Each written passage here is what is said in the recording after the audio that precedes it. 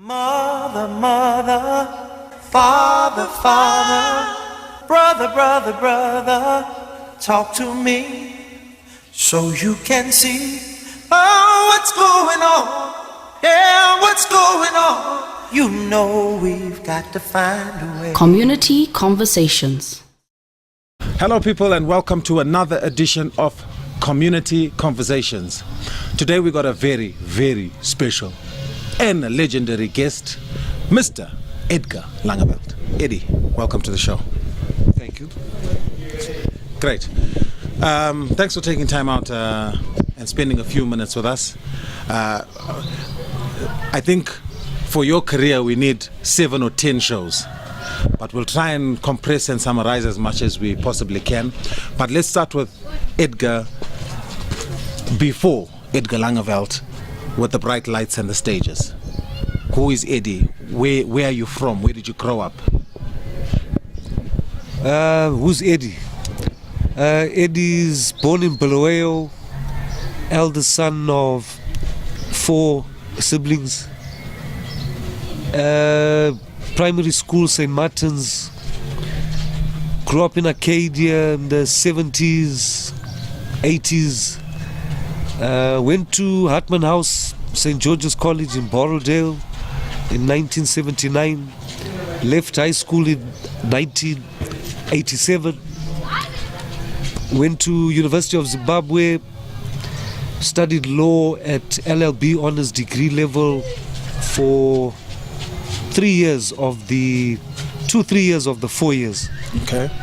Made a conscious decision to drop out of the law career and try and make a living out of arts, culture, development, music, theatre, film, all the exciting things that are more exciting than telling children, sorry, as your father's lawyer, now that he's late, there is no money for you guys, and you're now orphans. Yeah. And because your parents are divorced, you don't get anything from your mother's side either. Right. And my fee is $1,800. Thank you. I thought the alternative to that was becoming a Harare magistrate or a Harare High Court judge. And in the late 80s, 90s, end up prosecuting public corruption cases.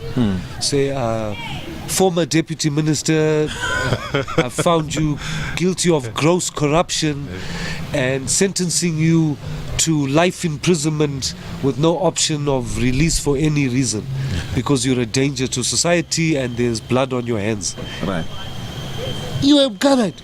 You have got it. You were Jimmy. I was like, how's this going to work? Right. No, okay. Let's not stress. Let's not accuse anyone. Let's not send anyone to jail. Let's convict people in their hearts. Let's sing a song that makes them feel and think different about how they do things. Let's change things in a creative, positive way. Let's use things that haven't been tried. Let's experiment. Let's be bold. After all, we're a free country. Yeah. We're a free people. Yeah. And we live according to family and friends and love. So of course my family said, what? You're leaving law to become a musician? Out. Please can I have $1 for bus fare?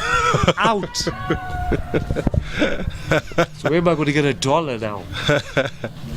I found as a member of the colored community in Zimbabwe, related to South Africa, to Zambia, to Mozambique, I found that I was influenced from a child. Sabuku, playing at Arcadia Hall, but not as Sabuku, with maybe a guest vocalist and a guest keyboardist. Right. And we had a culture of disco music and afros and flares. The 1970s was so cool. Yeah. But we also had a war. And that war was along culture and color lines, along race. Right. So as colored people, we had to say, where do we fit in this battle between black and white? Right. Because we, like black and white. Right. And neither black or white, them gray and red and green and yellow and orange. Yeah. So as a rainbow of DNA, as a rainbow of skills, as a rainbow of talent, we've got influences from America, from Europe, from Africa, from Brazil. It's all samba, it's all boleros, it's all tango, it's all on. That's it. So that rich heritage and culture and legacy that we were exposed to inspired us to also imitate. I want to be Michael Jackson. Ben, you know you'll always be my friend. And he's singing to a rat. Yeah. How lonely is a kid that he has to make friends with a rat? Yeah. So the 70s, the 80s, the 90s, whatever was happening internationally was being reinterpreted by the Rusiki brothers, Saul Moore, Abia Moore, Elton Edwards, Rosella Miller, Right. so many icons who taught us through example on TV Yeah. or on radio. And so the trick was to say, like, I want to sing like not Michael Jackson, but like Safirio Madzikatire, Right. Mukadota. Yeah. Katarina, muniwa wangu, ulizandisia Katarina. Ooh, you. I remember. You. Guys crying for his honey. Yeah. Internationally, we had the sounds of Ricardo and Friends and Yvonne Chaka Chaka and Brenda Fassi and Mao Tela Jive Queens. Yeah, I remember. And you know all the videos that used to come out on Sounds on Saturday. So as family with cousins, friends, aunties, uncles, we'd sit in the lounge and watch Mvenge, Sounds on Saturday, Coke on the Beat, you know, surf box, pick a box show. So I'd say the influences on a person come from community, family, television, radio, Yeah. but only when shared Yeah. with others. So Correct. that you get more views than one. Yeah. So the idea I got was that if I'm not a professional lawyer, what does it take to be a professional singer? And I think the requirements for a professional singer are as high as a lawyer. Correct. Having done both. Having done both, working hard with passion to be a judge is the same time and dedication as to be a singer. Yeah. So over time, the other influence was high school, because the international student body at St. George's College included Austrians. Shout out to Thomas Raff in Vienna. Nigerians, shout out to Folaren Onetiri, Lagos, London. Michael Red Jr. was now like worldwide with film. I met people who are not from my community. I met other communities. So it was interesting, the politics of them teaching me what it means to be a colored, to be a mixed race, to be a mulatto, to be a goffle, to be a foggle. Well, the gofflons taught me what it is to be a foggle, but other communities taught me what it is to be a goffle. Yeah. So, yeah. Just to cut in there, you said something interesting. You said that I grew up in St. Martin's, Acadia, and I went to Hartman House and St. George's. Yeah. How were you then treated in the community? I know most of everybody who was in the community went to either Morgan, the schools, the surrounding schools. Yeah. What was it like going to what do they call them? Class A or Group A's. Group A school. Okay, here's the twist. When you're at a Group A school, all the prefects and all the other students are Group A people. Meaning presidential, ministerial, Right. business, farming.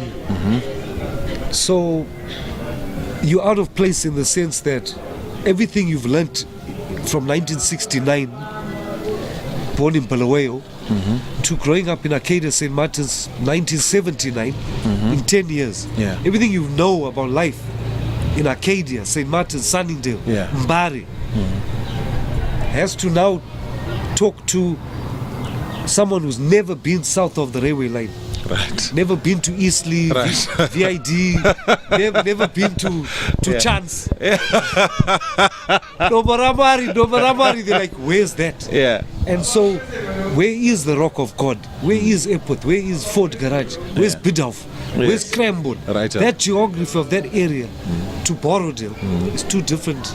Correct. So I found that the Hindu and Muslim Asian business people class, the white commercial Rhodesia's Farmers Union, commercial Farmers Union children, the ZANU PF children, Banana, Chitepo, Joao, Mugabe, Manyonda, Muzenda, all these different communities all agreed that this is a cheeky little gopher. Right. This is a cheeky one. And I was busted because I'm cheeky. Yeah. Yeah, I want to know why what I am defines who I am. I'm more concerned with who I am than what I am. What I Correct. am is secondary. Yeah. First, who am I? Yeah. Then what do I do? Yeah. Or what have I done? Like we recording to say what has been done. So the history feeds into what I'm doing now and what I'll do for the rest of the future. Yeah.